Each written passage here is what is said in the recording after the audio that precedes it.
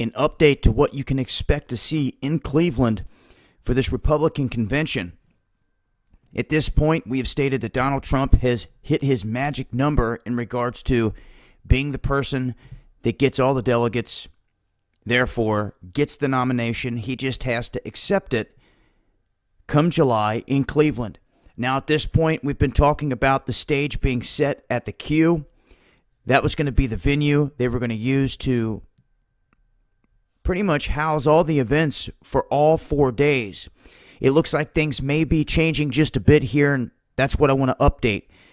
They're stating that depending on how well the Cavaliers do in going all the way through the finals and how long they're going to be using the Q, it's going to affect their planning.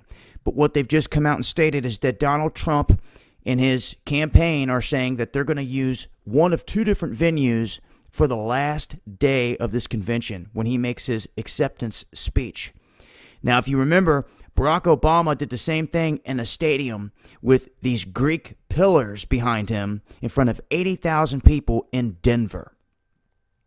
So Trump is saying that he's going to go to either the Cleveland Browns football stadium or he's going to be going to the Cleveland Indians stadium, Progressive Field.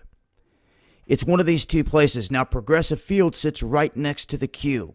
And if that's the move they're going to make, a lot of the people that are going to be in the area pretty much are going to be sandwiched right down in between the Q and the Cleveland Indians baseball stadium. I mean, they sit right next to one another.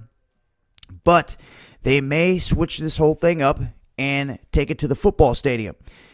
Therefore, his acceptance speech, that's going to be a different type of animal. Okay, they can have the first 3 days of this convention at the Q, and people can be protesting, rallying in the streets, and doing all that. But when they move to the football stadium, it's going to be interesting to see how they're handling tickets, because the Q was not going to be open to the public or anything like that. This acceptance speech, some 80,000 people, if that's what Barack Obama brought in, and he's expecting to do the same here, then that's obviously going to include the public, which means there's going to be a lot of people in that stadium. How are they going to handle that? Are they going to sell tickets? Are people going to be able to get in for free? I mean, all that's yet to be seen. But there's going to be a lot of people. And they're switching everything up here, or announcing that they're going to, with nothing in stone as of yet.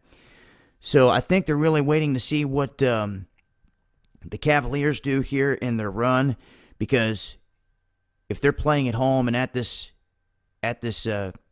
spot at the Q, kind of changes things for them. But I just wanted to make note of it, because there's going to be tens of thousands of people in Cleveland for this event, more people than Cleveland's ever seen.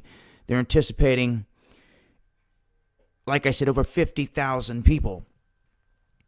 So that's the latest updates. I just wanted to make people aware, for those that think that this whole thing's going to be going down solely at the Q. It looks like the last night of all this, they're looking to make a shift, and I'll continue to update with more information as that gets put into stone. I'll leave links. Till next time, this has been Dabu7. Peace.